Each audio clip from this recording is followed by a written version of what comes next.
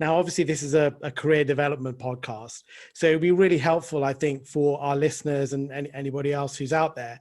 What are your sort of top pieces of advice or strategies to, help somebody either, they've been made redundant and they're looking for a job, or just trying to find a new job?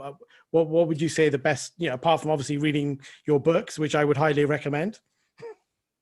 Thank you. Yes. Well, if people are looking for positions, I mean, obviously, the right starting place is with your existing network, and reaching out. And it's also, I think where a lot of people hesitate is, especially if they're not 100% sure what they want to be doing or where they want to be going. It can create a little bit of paralysis. Does it look bad if you're like, oh, I don't really know what I want to do? Do you have to get hyper specific? But then sometimes it pushes people to say, oh, sure, I want another job in supply chain, because that's what you did before. And maybe you don't really want another job in supply chain, but you feel like you need something to tell people.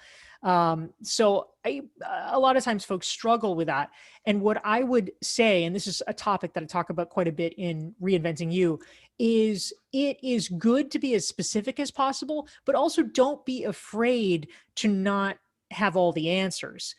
So for instance, you could say something like, well, I'm considering getting another job in supply chain, but I'm also exploring possibilities in this or this. So if you have, ideas or suggestions for me, please let me know. The most important thing is not to pretend to a level of certainty that you don't have, because the worst thing you can do, I mean, we have to think about this overall, is really being about political capital.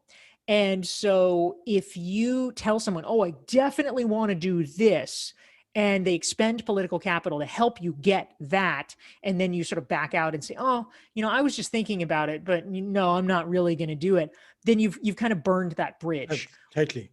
Yeah. So I think it's really just about being clear with folks where you are in the process so that they can help you in an appropriate fashion. And I think that's a really interesting point, because especially with your network, you probably have one or two chances with them. You need to be really careful of pushing the boat out too much because otherwise they look stupid that they've made an effort to get you into an interview, and then suddenly you say, sorry, that's not what I wanted to do.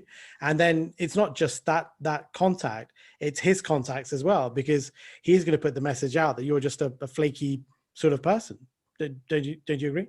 Right. Absolutely. It's, again, if you are upfront and you say, well, I'm thinking about this, I'm considering this, I'm, in information gathering mode, then that's fine. Nobody's going to begrudge it. But what they are going to do is they're going to calibrate accordingly, and they're going to say, okay, I will send her to my good friend who can give her a little advice. I'm not going to send her to like my best, really super important contact that I have to really expend a lot of political capital to get you in front of. I'm only going to do that if you are 100% certain, if you're 100% serious. But the other thing I think is really interesting is that, say, if you're at the start of your career, you always have something which other people don't know, and it's really interesting because, say, you're just starting out at the beginning of your career, you might know about social media or how to market something, which actually, I think the really interesting thing in today's economy, you have a vast difference in ages in companies, but just because you're junior doesn't mean that you don't have good ideas, and you could actually know stuff which the guy at the top doesn't know. And I think the really clever leader will pick that up, and they actually want to know what they don't know, not what they know.